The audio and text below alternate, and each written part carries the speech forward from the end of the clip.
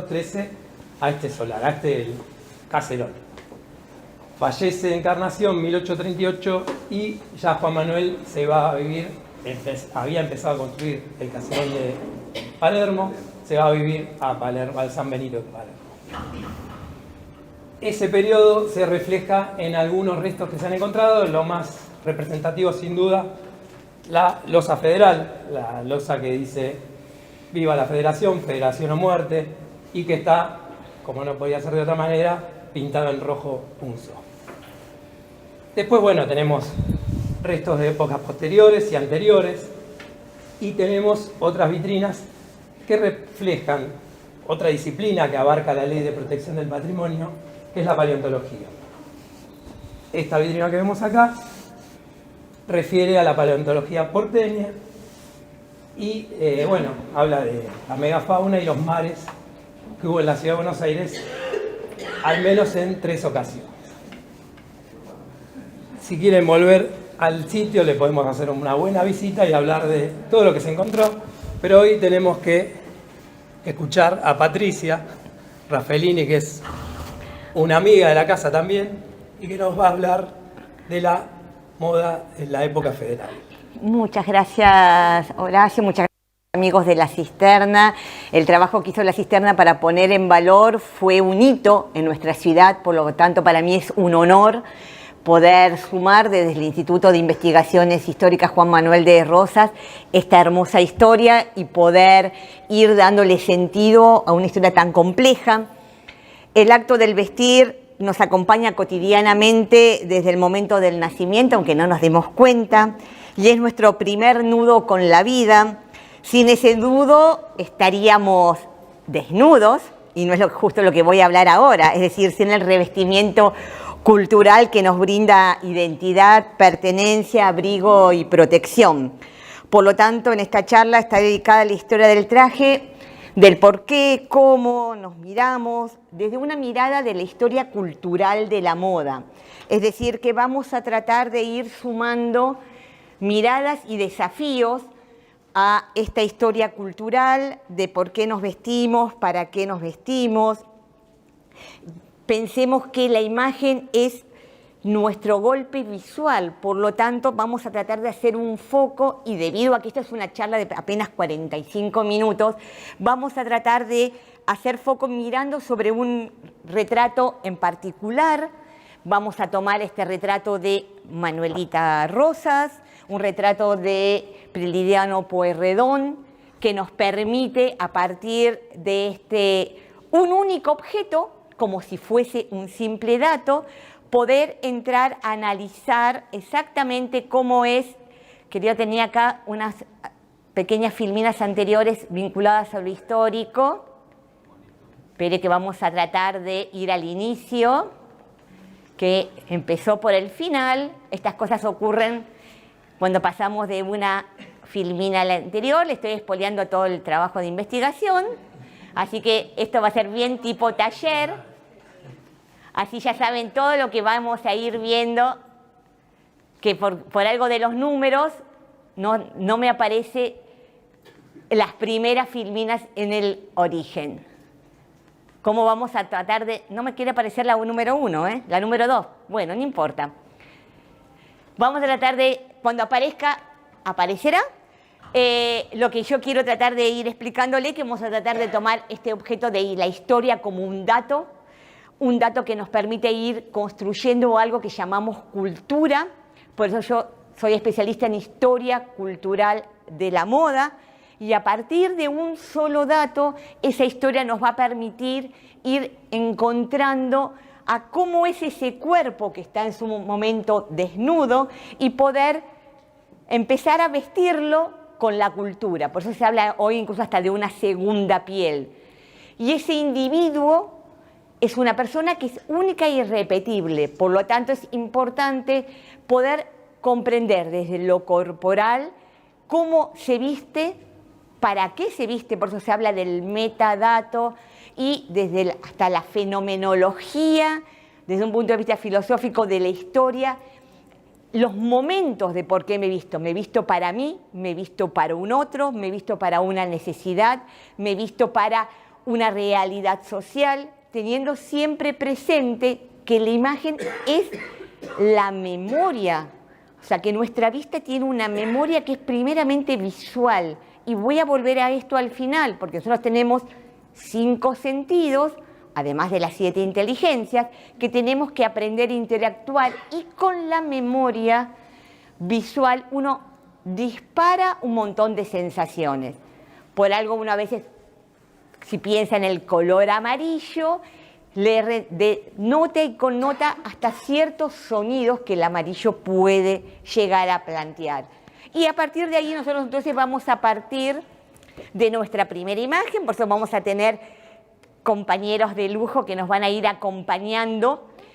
Y siempre en mis clases de historia cultural de la moda, que mis alumnos de primer año les agarra un poco de susto por la cantidad de información, pero se sobrevive, tengo acá algunos, siempre trato de ordenar estas 3 familias, la historia, la cultura y la moda, con ejes de observación. Y como acá estamos en un área que es un centro arqueológico, que al mismo tiempo tiene un centro de interpretación y que al mismo tiempo tiene un museo, y yo vengo representando un instituto de investigaciones históricas, no es un trabalengua, les traigo algunas fichas de cómo ordenamos esa cantidad de información para que un simple dato, como puede ser un retrato, poder ordenar un montón de información que quizás a golpe de vista se me pierde y que yo tengo que aprender a leer.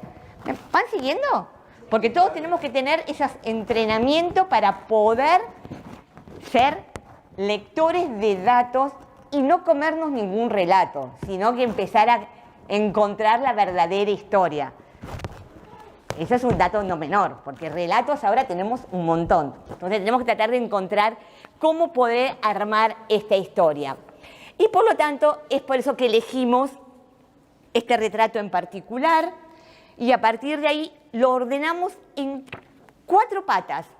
Y esas 4 patas nos permiten ordenar un montón de significados en cualquier momento. El histórico, que también nos vincula a lo económico. Por eso yo siempre, mis clases son de geopolítica de la moda, porque ese dato histórico me remite a una necesidad económica, y esa necesidad económica también me remite a un área de intercambio. Y aquí en este sitio arqueológico encontramos muchos de estos indicadores, ¿o no? Desde la comida hasta un montón de otros datos.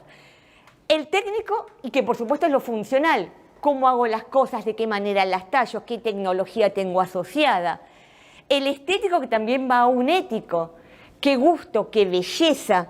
Hoy nos vamos a hacer foco específicamente entre 1830 y 1850 y en un retrato en particular, pero hubo tensiones y realidades que desde lo ético y hasta desde lo estético y hasta lo ético, como nos va a resonar ahora mucho la divisa Punzó, ¿lo uso, no lo uso? O si lo uso, ¿por qué lo estoy usando? Hay a veces reglamentaciones políticas que me obligan o me fortalecen a usar un color más que otros. Y por supuesto todo el área del artista, del gusto personal y por supuesto de lo industrial versus lo artesanal, que en el siglo XIX está haciendo crisis, y por eso nosotros vamos a hablar específicamente de un concepto que se llama contemporaneidad. Acá aparece la primera imagen que quería hablarles al principio. Yo le dije, la imagen ahora van a ir funcionando como quieren, y eso va a ser muy divertido porque no va a tener una secuencia lógica. Eso pasa para tener muchos ensayos. El ensayo a veces mejor que no exista. Acá lo que yo les hablé al inicio, el universo icónico, la cultura en la imagen, en particular en el campo de la indumentaria, es un instrumento de placer, de seducción, una manera de sentir el cuerpo, de percibirlo, de comunicarse con los otros, de esconderme, de defenderme. Y ahí empecemos a trabajar nosotros y ahora vamos a ver qué sale. Muy bien, no salió tan desordenado. Por lo tanto, es el primer lenguaje articulado por el hombre. A partir de ahí, desde ese nudo de protección que se considera que hasta es apotropaico, o sea, que tiene una cuestión de defensa y de mejora y de protección ante lo impredecible de la naturaleza, vamos a ver que podemos ir armando un vocabulario. Ese vocabulario se puede ir organizando con prendas. Esas prendas van a dar un hábito de cómo lo uso y de qué manera. Ese hábito va a generar modas muy puntuales, pero muchas veces esas modas muy puntuales quedan en el tiempo y se transforman en estilo. Y ese estilo es el que hoy, por ejemplo, conocemos como el estilo de la Confederación o el estilo de Rosas. Una cita histórica, ahora voy a ir armando, apoyándome con esto en el momento que la máquina quiera presentarlo. Nuestro recorte temporal, como bien sabemos, es 1830-1850. Pero desde un punto de vista de investigación, nosotros estamos utilizando una categoría de historia cultural que se llama contemporaneidad. Sé que históricamente, cuando se usaba contemporaneidad, tenía que ver con nuestro presente. Ahora esto se llama época actual. Yo uso contemporaneidad desde un análisis, como bien cita uno de los autores más conocidos, que Arostegui Sánchez, perdón que tenga alguna cita, pero estoy hablando ahora en nombre del Instituto de Investigaciones Históricas Juan Manuel de Rosas y no me puedo, tengo que mostrar esa rigurosidad del dato científico del instituto, que trabajan con muchos pequeños microdatos para poder ayudar a comprender una realidad social, porque la contemporaneidad tiene una categoría de análisis que las problemáticas, ese núcleo histórico, ese núcleo técnico, ese núcleo del artista que nombré al inicio, esas problemáticas que emergen en un momento determinado por una coyuntura siguen vigentes hoy.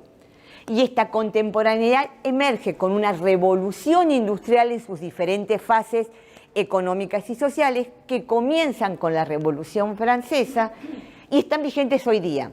El problema de lo sustentable y sostenible, que en moda hoy suena tanto, ya se había planteado en el siglo XIX y no es nuestro caso de estudio, pero lo vamos a ver en el retrato de Manuelita Rosas con elementos industriales y artesanales.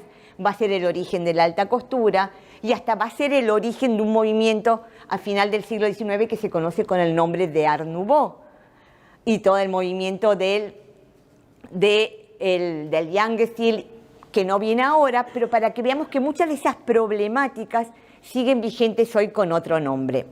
Vamos a ver que si nos vamos, cuáles son las problemáticas que tenemos que comienzan incluso con la primera modernidad, pero que en la contemporaneidad alcanzan múltiples relieves y que hacen foco en este que vamos a analizar, nuestro objeto de estudio. Está el tema del capitalismo, la industrialización relacionada con el obrero, la comunicación y relación con el transporte, los nacionalismos, las ideologías, la tecnología asociada al progreso y muchos de estos indicadores que son de la contemporaneidad, los van a ir viendo en estas vitrinas. Por eso nosotros hablamos desde la contemporaneidad como categoría histórica de análisis en estos 1830, 1850 que elegimos con un solo objeto de estudio. Avancemos. Aparece bien, primero que aparece lo que quiere cuando quiere. Entonces, nuestro primer objeto de estudio, vamos a ver si podemos ir para atrás, es el primer gran quiebre. Tenemos aquí a nuestra protagonista que lo vamos a poder ir analizando, donde esta burguesía apenas se silencia la locura de la Revolución Francesa que quería destruir todo el pasado, quiere volver a una nueva burguesía, un nuevo poder económico y social. Y por eso vamos a tener modas de neo, y en este caso estas modas lo primero que van a hacer es tener una mirada hacia el pasado, rescatar el concepto del burgués, y ese pasado la misma Revolución Francesa lo va a llamar antiguo régimen, pero ellos quieren volver con todo ese glamour perdido, hoy lo llamamos glamour, en aquel momento no se llamaba glamour, el glamour es un término de 1930, quieren volver con ese amor, esa dulzura que tenía, el término era dulzura, que tenía ese pasado, y por eso lo llaman romántico o rococó. ¿Y qué detalle importante? Es que de nuevo volvemos a tener una silueta partida. Tenemos una modelo hoy, para que hacemos un pequeño micro desfile, una silueta partida de cuerpo y falda. Y la falda tiene que ganar en protagonismo porque recuerdan con añoranza el lugar corporal que la falda tenía al desplazar y la elegancia y la presencia de una dama al moverse. Fíjese cómo lo corporal está inmanente en el acto del vestir. Por eso vamos a ver la importancia de las medias de seda blanca, que se las tuvo que poner de seda o algodón. Mi compañera se las tuvo que lucir porque si no, no me sirve el modelo. Y para que los vestidos de calle o paseo, como tiene ella, marquen la elegancia del andar y que la mujer ocupe un espacio y que el caballero pueda lucirse con la dama como una flor. ¿Por qué se creen que nuestra calle principal peatonal se llama Florida? Porque era el paseo de las niñas floridas, que iban de la Plaza de Mayo a la Plaza de Toro, que era la actual Plaza San Martín. Por algo se llama Florida. Acá tenemos una niña florida de 1830, donde estamos viendo, no les voy a decir que muestren las enaguas de debajo, pero que tiene muchas enaguas que puede ser de diferente material. Cada enagua tiene una función social, no solamente de abrigo, sino hasta poder hacer un poquito de ruido para que se sienta al desplazarse que una dama elegante se está moviendo y está llegando. Y va a tener la bata y la falda. Un problema que yo siempre le digo a mis alumnos, no es pollera. La pollera es la falda de la vendedora de pollos del mercado. Está genial. Tiene una falda importantísima porque acá no es una cuestión de clase social o de poder económico. Acá es una cuestión de elegancia, de ser femenino y decente. Dos temas que todos lo tenían, no importa la condición económica, y en nuestro país, que fue un país de migración criolla, hispana y criolla, esa realidad está muy arraigada y se ve muchísimo en los yacimientos que van encontrando cada uno en la arqueología urbana de la ciudad. Y por supuesto, en una etapa para diferenciarse lo industrial de lo artesanal, comenzamos a tener unas hermosas mangas que no pueden ser hechas sino artesanalmente. ¿Ven cómo en pequeños detalles la industria y lo artesanal se empiezan a pelear? Y empiezan a tener, fíjense, este traje es maravilloso y lo traje específicamente porque es uno de los primeros cuerpos con ballena. Y cuando lo hicieron, lo intentaron, o sea, mejor dicho, lo hicieron con una tela reciclada de 1770, con un traje que se había utilizado en 1770 de una tela que no se podía hacer más porque habían destruido la industria francesa, las manufacturas reales francesas, la revolución la había destruido, que es un típico Pekín, una tela angosta que tiene un listado. El listado es cuando tiene toda una decoración que va en el sentido del hilo principal, que es el del urdimbre, donde puedo intercalar elementos lisos como un raso con elementos que pueden estar hasta teñidos en la urdimbre. Por lo tanto, era una tela exquisita que recordaba aquella vieja época.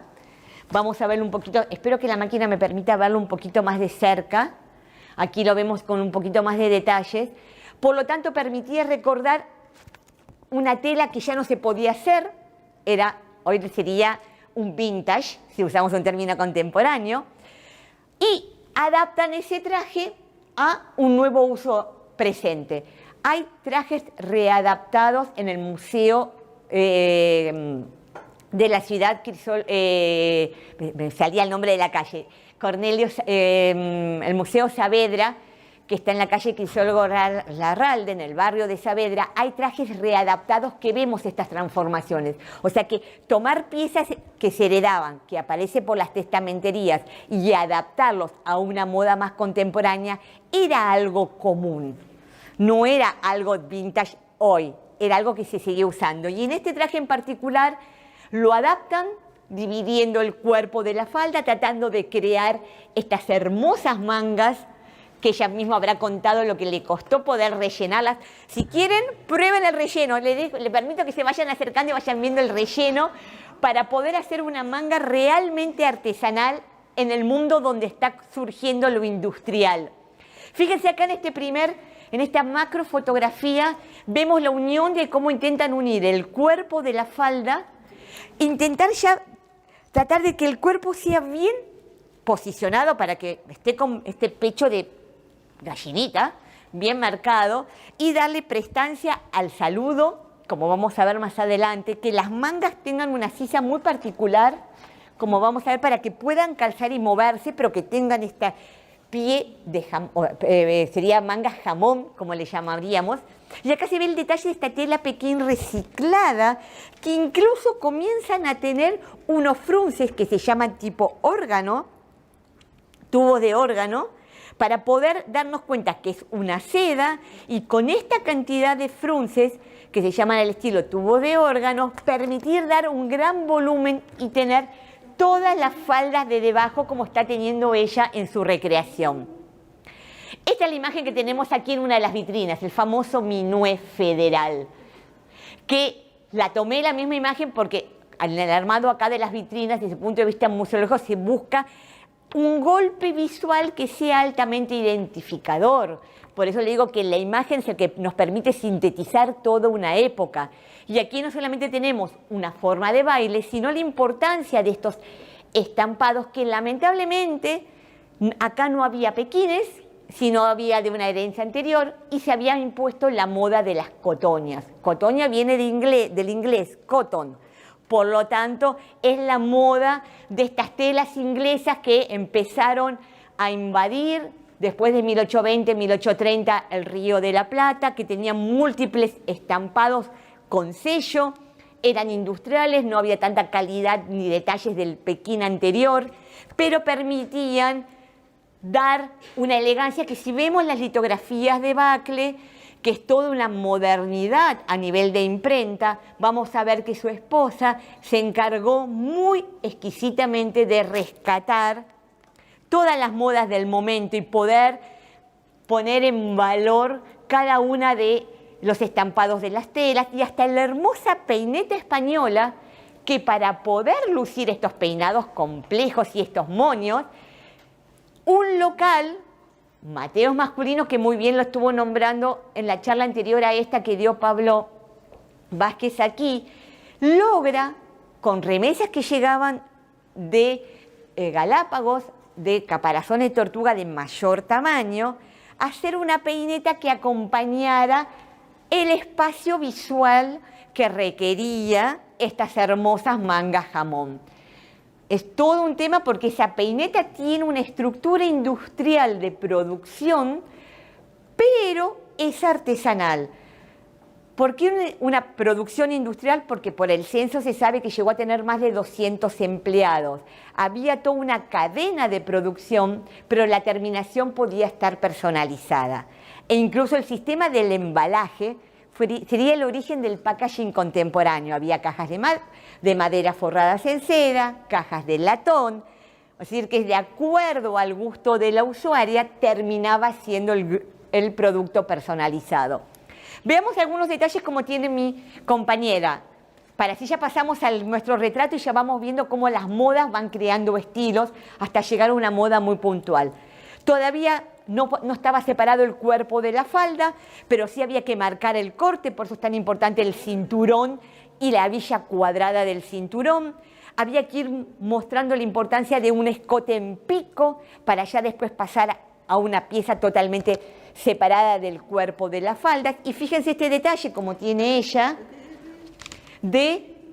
ahora vamos a ir, este detalle como marca ella de la sisa para poder calzar el globo del jamón, y lentamente vamos a ir viendo esta escotadura, que son indicadores de esta moda romántica que va a dar origen cada vez más a mirar a la moda del antiguo régimen, a la moda fusionada del 1750, de 1760, 1770, que se mira con añoranza, que se va a llamar el nuevo rococó. Miren un detalle de Bacle, de estas damas porteñas, como tenemos aquí, como tenemos el peine, acá tenemos nuestro abrigo, nuestro rebozo, que era lo típico del momento, el rebozo, el gran peinetón, y por supuesto el cuello de organdí blanco para cubrir la decencia, y poder estar vestidas a esta primera moda que marcó un estilo propio y que nos da pie a estas segundos geometrales. Como no sé cómo estoy con el tiempo, voy a ir avanzando rápidamente. Vemos cómo ese detalle de esos frunces que se llaman tipo órgano de iglesia, porque estaba de moda en los órganos de iglesia. Todas las iglesias van a querer tener un órgano y por eso nuestras parroquias, cuando se modernizan en 1850, 1860, todas van a tratar de tener un órgano de tubos. El tubo del órgano es el que vemos acá, recreado cada vez con mayor precisión, para empezar a hacer el modelo de bata de cotilla que estamos viendo en nuestro retrato, que es nuestro objeto y nuestro dato principal. ¿Vamos bien? ¿Por ahí estamos bien? ¿Que estamos en el otro costadito? ¿Estamos genial? Bien, avanzamos un poquito más. Porque yo me engancho con hablar del traje y mis alumnos ya saben que me engancho con un tema y sigo de largo. Me traje siempre las fichas porque mis alumnos me dicen que no me tengo que dispersar, pero a veces me disperso. Así que ustedes me preguntan. Fíjense entonces el detalle de la bata de cotilla, cómo se va de esta bata superior, que se va a llamar bata de cotilla, no lo expliqué, me aceleré yo sola. ¿Y qué es una cotilla? ¿Cotilla de costilla? No, de barco, la quilla del barco. Eso que marca y abre el agua.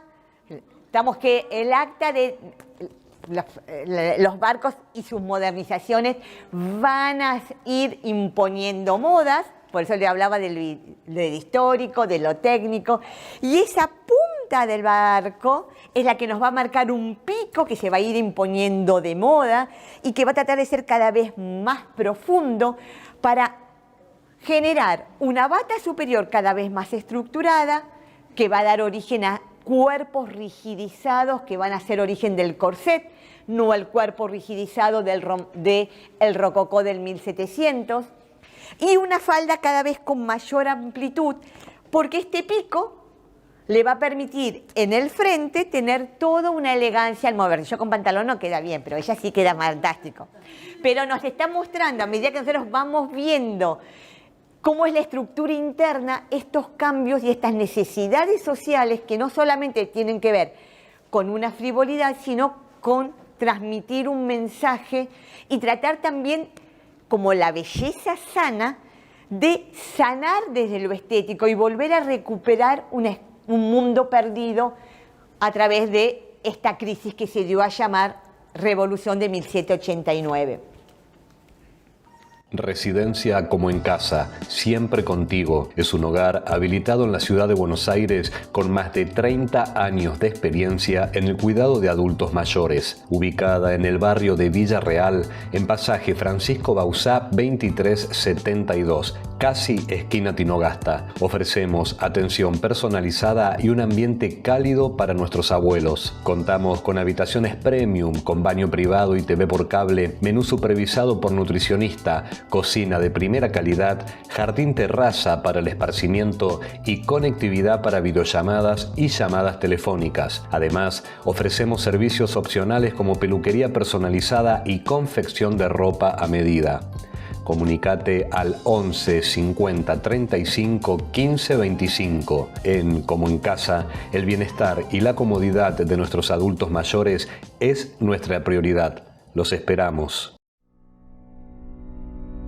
TeleV1 se complace en anunciar que estará transmitiendo en su canal TeleV1 Clips valiosos programas emitidos antes de la censura sufrida. El lienzo prohibido, el revés del derecho, combates por nuestra historia, disenso, historias de Malvinas, entre otros que podrán encontrar en este enlace.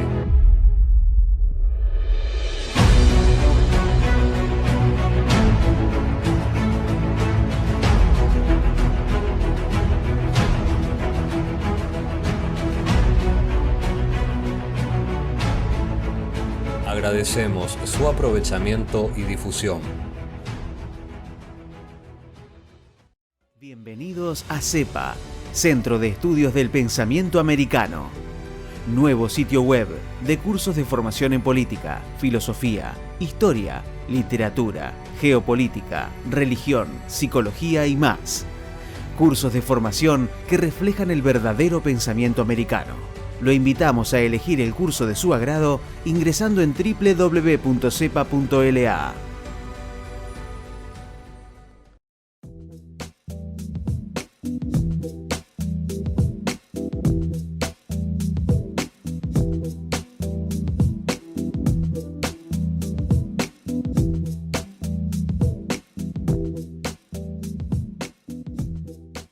Decir siempre la verdad primero tiene un precio. Dependemos de tu ayuda. TLB1, toda la verdad primero.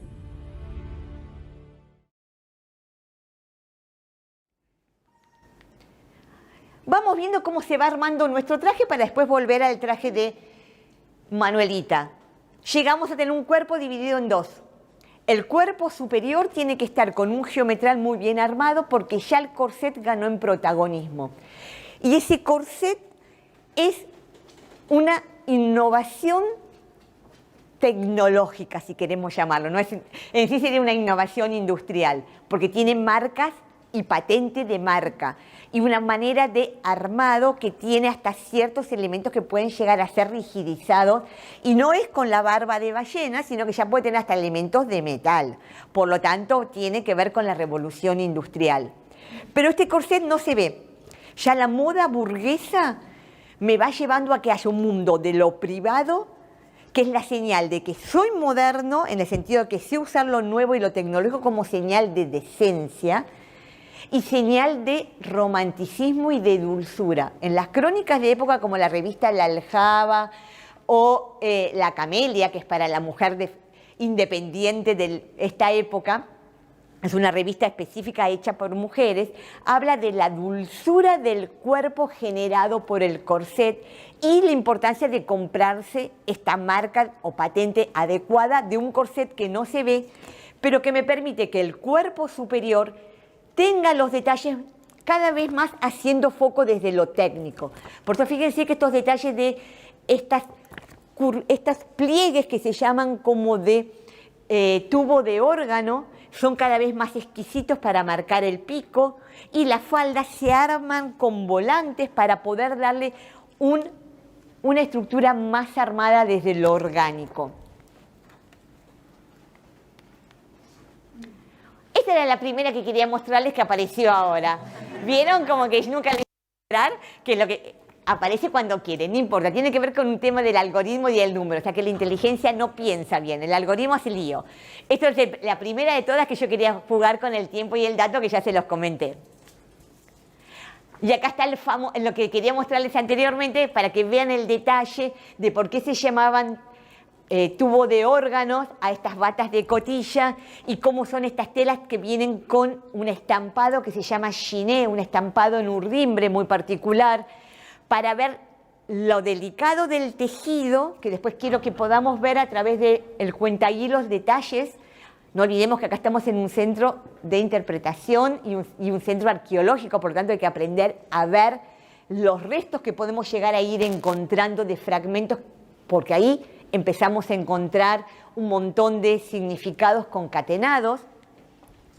Pero ya me acostumbré que esto va a aparecer lo que quiere cuando quiere. Pero acá vemos bien el tema de por qué se llamaba como órgano de iglesia y cómo tiene que ser muy pequeño. Y cuando hablo pequeño, hablo de milímetros. Por eso usamos cuentahilos. Nunca nada tiene más de 2, 3, 4, 5 milímetros, y esto obliga a que la tela sea muy, muy fina. Y el hilado más fino aún. ¿Me van siguiendo? Genial. Aparece cuando quiere, se dan cuenta, ¿no? Acá vemos cómo se va armando el cuerpo.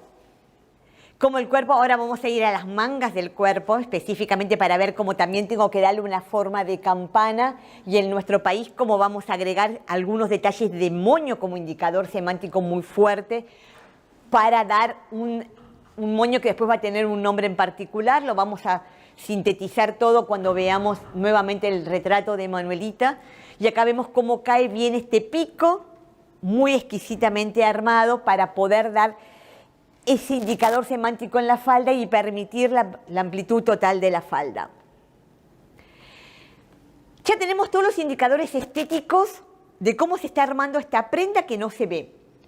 Pero como ocurre hoy con las selfies o las fotos, el retrato de Manuelita estaba dentro de un contexto social importante y había otras personas que ya estaban en esta moda. O sea, que ella era una mujer que el retrato tiene toda una lectura muy particular, que incluso en algunos casos, ahora vamos a volver a ella, tiene que ver hasta con el antiguo boudoir o los antiguos retratos intimistas de Boucher del siglo XVII y del siglo XVIII, perdón. Y este retrato vamos a encontrar que hay muchos similares. En este caso estamos hablando de la reina de Bélgica, donde estamos viendo que Luisa María de Orleans tiene un traje muy similar al que vamos a ver de Manuelita. Lo que pasa es que como está en 1840, todavía tenemos en la moda del peinado anterior que yo no me dediqué a analizar en profundidad porque no es el del retrato. Es el retrato raya al medio, con los tirabuzones. O sea que fíjense, por el peinado estamos entrando a una moda puntual, cronológicamente sincrónica, pero ya el tipo de bata de cotilla y el uso del terciopelo, este detalle de los encajes como una especie de mantilla, en nuestro país se llamaba rebozo, o los brazaletes, y la terminación de encaje en las mangas, ya nos está hablando de una moda que va a comenzar, y esa moda que va a comenzar es la que luce Manuelita Rosas en su retrato, y un exquisito retrato de Prilidiano Pueyrredón. Fíjese hasta el detalle del calzado, porque vamos a hacer foco en este tipo de...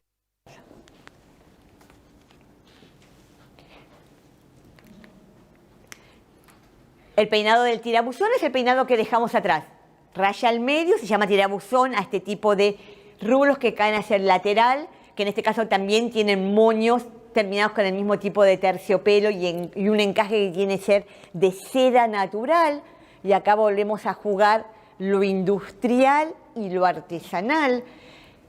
En estos detalles del encaje estamos dándonos cuenta que es de seda y de un hilo muy fino, por lo tanto tiene que ser, como vamos a ver en la Manuelita, hecho, se supone que bajo la técnica del bolillo.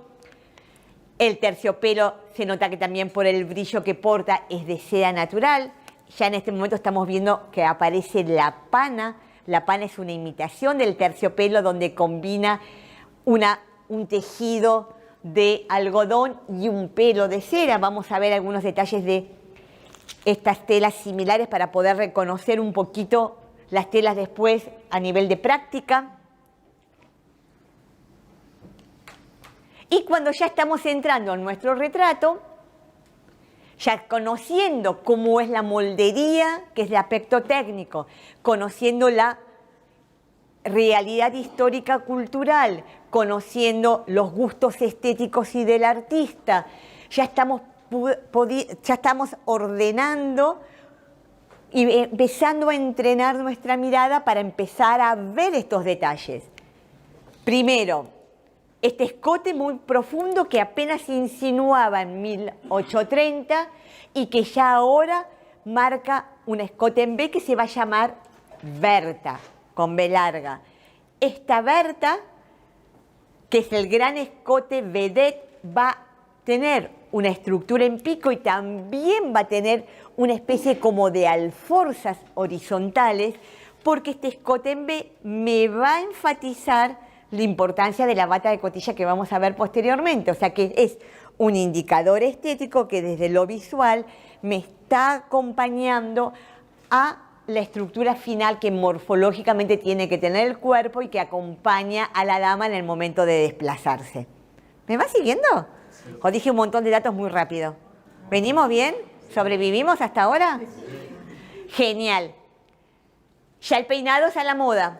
Por lo tanto, fuera tirabuzones. Peinado bandó con un hermoso moño atrás, una pequeña tiarita, no, porque eso venía, pero sí una pequeña peineta, pero la tiara tenía que ser más adelante, o sea, pero tiara indicaba moda napoleónica. No va. Y acá éramos españoles y no éramos napoleónicos, por lo tanto, la peineta española era una señal de identidad y de pertenencia. Además que teníamos uno de los mejores peineteros, que era el señor masculino, que incluso cuando hay un libro de historia del traje español de Max Bowen que habla de los peinetones como excentricidades barcelonesas, porque claro, venían del Río de la Plata, entraban en Europa vía Barcelona y se creían que eran excentricidades que no sabían quién las hacía. Y era típico rioplatense. Pero volvamos a nuestro retrato. Vean esta escotadura, vean las mangas, las joyas, porque todos estos indicadores nos van a ir marcando también la pertenencia, y ciertas joyas se reciben por filiación y al mismo tiempo porque ya había existido un rito de pasaje, es decir, que ya éramos mayores de edad para poder lucirlas. El peinado bandó se considera que el primero que la usa y lo impone de moda es la reina Victoria en su retrato de boda, que también es la primera que impone, que no tiene que ver con esta charla, vestirse de blanco para la boda como una señal romántica de pureza. No, es otro tema, pero es muy interesante porque en este retrato vemos cómo ella impone este retrato. Bueno, me encantó que haya salido por lo menos una proyección una al lado de la otra lo más cercano posible. Otro detalle de la condesa de Huntsville, de Ingres, que va a ser el artista plástico que vamos a utilizar para comparar las obras, también nos está mostrando la importancia de este retrato y la influencia del boudoir y del juego, en este caso del espejo. Ingres le va a encantar muchísimo mostrar el espejo y atreverse a mostrar la espalda. Eso era no muy decente, por eso en el retrato de Manuelita Prelidano Porredón no lo va a hacer y va a estar cubierta, pero esto es el detalle de la complicidad y del pensar en ese boudoir de los retratos de Boucher del siglo XVIII. Un retrato, a ver si me puedo ir para atrás, maravilloso, también de Madame Montessier, que nos habla del mismo peinado bandó y también está hablando de este escote en Berta, pero demasiado osado en mostrar tanto los hombros. Y el gesto que tiene, tengámoslo presente, porque es el gesto y la actitud que tiene que tener toda dama decente. Cómo usar la mano, cómo tener la otra mano colocada en el lateral, cómo tener el abanico abierto o cerrado como estamos. Por favor, está en el rincón. Como tener el abanico e incluso miren estas joyas que vamos a hacer al final. ¿Qué tipo de joyas puedo utilizar para estar a la moda, para ser decente e indicar que pertenezco a tal o cual familia? Volvamos entonces para poder ir redondeando un poquito nuestra observación, recordando que la imagen es la memoria. Un golpe visual es nuestra memoria y que nos permite recordar con todos nuestros sentidos.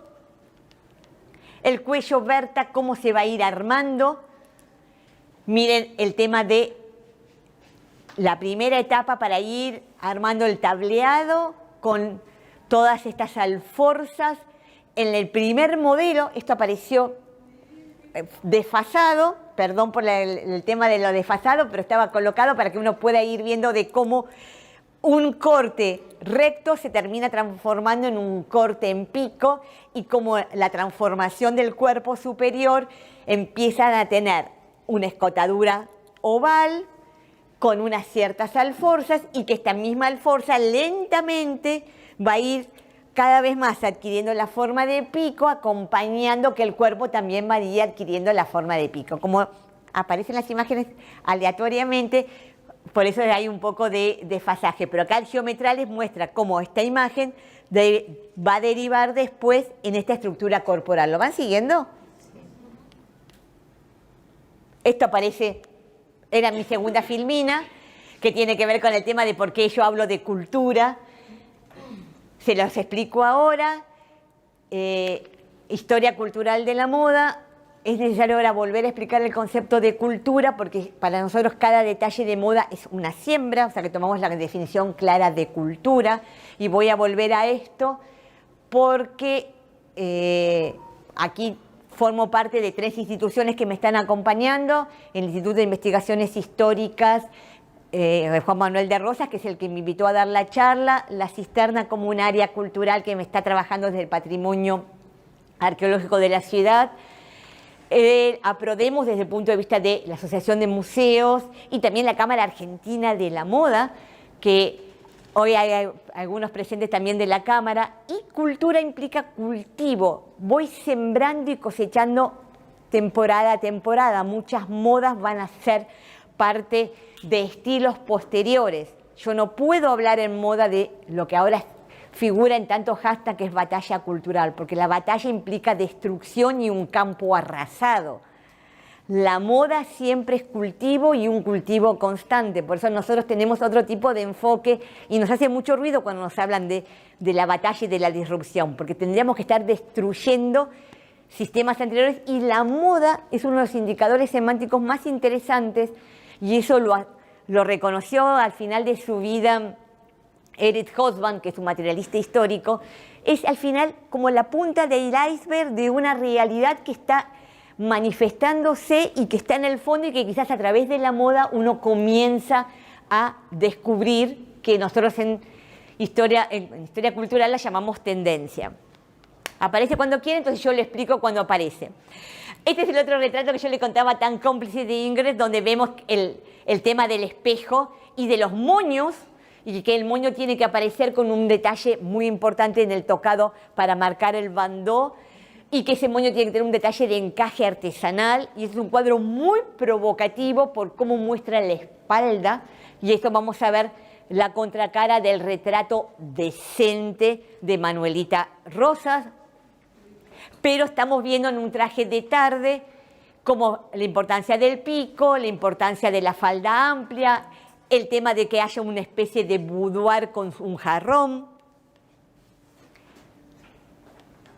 Y ahora vamos a ir analizando entonces estos indicadores fuertes de la bata de cotilla. Fíjense cómo el escote remarca la importancia de la bata de cotilla, que la bata de cotilla avanza bien hasta la segunda cadera, para que de la cintura bien alta a primera y segunda cadera la falda gane en un volumen. Por favor, bienvenida. Gane en un volumen circular, para que el cuerpo tenga elegancia y pueda permitir un movimiento esférico. No voy a dar nombres de los psicólogos de moda que indican la importancia circular del movimiento en el espacio. Apareció esto que iba a decir al final, pero no importa, lo contamos ahora, si después no lo estoy buscando. Fíjense cómo es el boudoir. Vamos a ir al cuadro total. Como acá es importante cómo ella apoya la mano sobre una nota.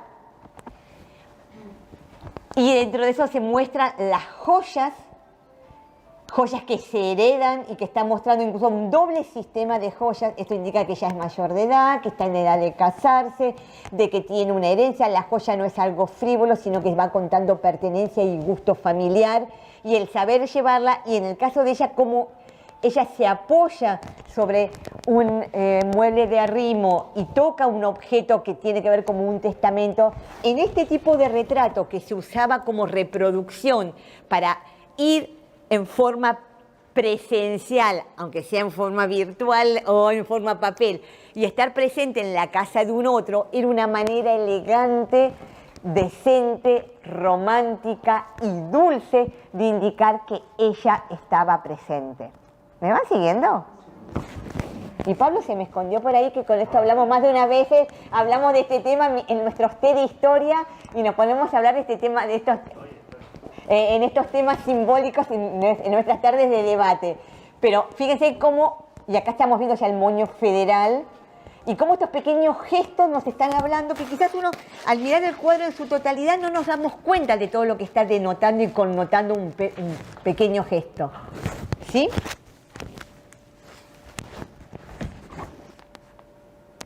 Miren acá la comparación, menos mal que salió una imagen al lado de la otra como corresponde, de un cuadro y el otro, para ver el gesto del abanico, el gesto de las joyas que corresponden, y algunas con las gemas no voy a contar toda la historia de la joya, pero es importante porque es muy específica y moda de este momento.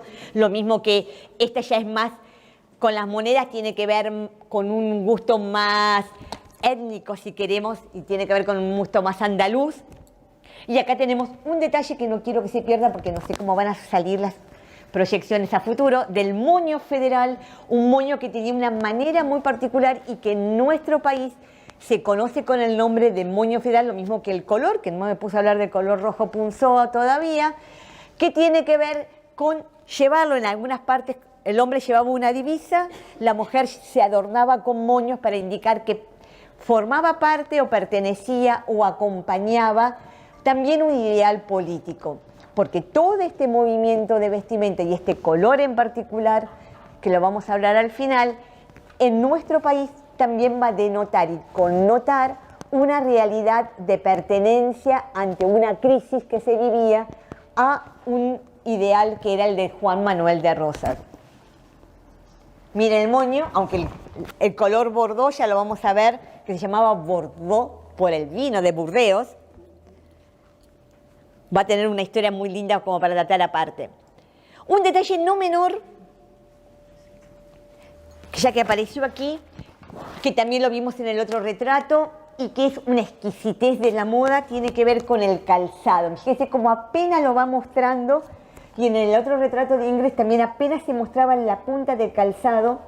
Vuelven a recuperar el calzado de seda, que quizás por la Revolución era como despreciado, la Revolución Francesa, y el calzado de seda generalmente se vuelve a poner en valor, se había utilizado a final del siglo XVIII, era muy caro, muy delicado, la seda había que forrar el calzado y era para un baile en particular, e incluso en este reciclado de moda del nuevo romanticismo y el nuevo rococó, que es el movimiento característico de 1840-1850, le agregan estos rosetones, que acá también se van a llamar, no van a tener formas de cocarda, sino que van a tener forma de moño federal para actualizarlo y darle el toque contemporáneo.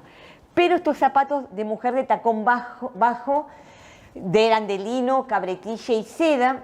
Estos son originales que están en un museo en Inglaterra. Aquí también supuestamente también debería haber de los mismos, hay muy pocas colecciones que puedan mantenerse, porque entonces este calzado, la parte superior de la capellada, muchas veces las mismas mujeres se tenían que ir adaptando su capellada con el resto de las telas que le quedaban de la adaptación del traje, forraban la parte superior de la capellada. Con estos pequeños indicadores estamos viendo cómo este retrato nos está denotando y connotando un gusto estético, un compromiso social, por eso ella no tiene ni espejo ni está mostrando su espalda, está con un sillón, es decir, que está de pie en una actitud de acción, con una carta que apenas está tocando, está con un traje que a partir de 1840-1850, sobre todo a partir de la Reina Victoria, es el traje típico para presentarse en sociedad. Y va a haber un baile anual, o el de primavera, o el de invierno, generalmente el de primavera, donde las damas en ese traje se presentan en sociedad. Todavía esa práctica social se sigue utilizando, por ejemplo en Mónaco hay en varios lugares que todavía se sigue presentando, y desde el punto de vista familiar doméstico el baile de 15 vendría a ser un eco lejano de esta presentación en sociedad. Este retrato se utilizaba para estar presente y ser entregado como estampa en familias que querían o que estaban alineadas o que se sentían como que Manuelita Rosas las acompañaba o estaba presente desde un punto de vista no de la fe, pero sí desde el compromiso social. Era una persona muy cercana, hasta incluso en el barrio del Tambor, que es aquí, Montserrat, muy cerquita, que era donde estaban los caboverdianos. Por lo cual, con este retrato es una previa de lo que después va a ser la tarjeta de visita o esa fotografía de visita, donde uno estaba presente desde la imagen, aunque no estuviera desde el cuerpo físico. Y este retrato nos está mostrando entonces toda una síntesis de lo que era ser elegante, dulce, Por eso es importante, vamos a compartir un poquito dentro de la dulzura, si queremos compartir. Creo que hay olor a dulce de leche, ¿no? Vamos a repartir un poquito de dulce de leche. Les invito a que todos coman un poquito, porque ¿qué fue el dulce de leche? ¿Querés, Pablo, contarlo vos? ¿La anécdota del dulce de leche o la cuento yo? ¿Qué pasó con el dulce de leche? ¿La conocen la anécdota? Pásenlo ustedes, por favor. Un fracaso, una tragedia en la cocina. Alguien que lo cuenta. A ver, vayan pasándolo, por favor, así podemos... Entonces, de golpe vamos a tener una tragedia en la cocina. ¿Qué? Bueno, una tragedia en la cocina porque nos distrajimos contando la última novela o el último suceso que había pasado en la antigua Recoba, y esa tragedia que se quemó la leche nos dio el manjar que nos acompaña hoy día, que son estos exquisitos dulces de leche. Por lo tanto, como la moda apela a los 5 sentidos y hoy sabemos que hasta nuestras 7 inteligencias, todos los colores y todos los ambientes nos denotan y nos connotan algo. Por lo tanto, la época de rosas no solamente nos acompaña el rojo punzó, que es un color que tiene una historia que algunos lo consideraban como color rojo sangre, aunque en este caso no venía de el color de la sangre de buey, del cual hay mucho calzado incluso en Europa que está teñido con sangre de buey, sino que tiene que ver con una rosa federal, con nuestra incluso flor de ceibo, con un color que tiene que ver más con la patria y que podía estar hecho con la cochinilla y elementos que tenían que ver con nuestro terruño, es decir, con un color, el pigmento siempre va a marcar identidad, por lo cual como el negro fue un color que vino también de México e identificó al mundo hispano, el color rojo federal, lo mismo que el azul de nuestros primeros tipos de bandera, que no es el azul celeste, era un celeste azulado, no era el celeste que conocemos ahora, van marcando el color del cual el pigmento está anclado en una tierra. La tela, el pigmento, las materias primas denotan y connotan esa pertenencia y esa soberanía. Por lo tanto, es importante también conocer que este color, además de marcar una época, desde un punto de vista político, también marca una identidad territorial. Lo mismo que el olor al rico dulce de leche que decoraba nuestras cocinas, y por eso que traté de traer aquí un poquito como presencia. ¿Cómo, mi amor? Gracias. Ay, mi amor, espera que está yendo para atrás ahora.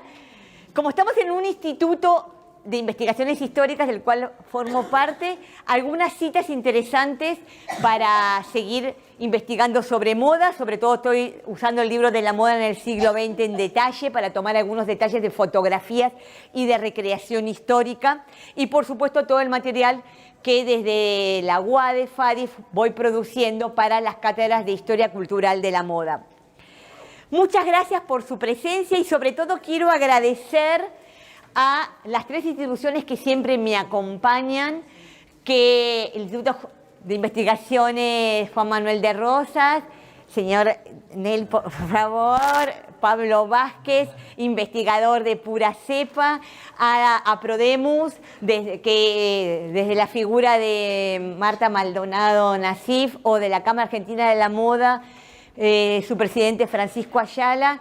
Como buenos capitanes saben conducir el barco en las peores tormentas, por lo tanto siempre llegamos los que nos subimos a ese barco a buen puerto. Todo no se, como dije, todo es un cultivo, la cultura es un cultivo constante y estas 3 instituciones permiten construir sociedad, pertenencia y la memoria es entrenamiento.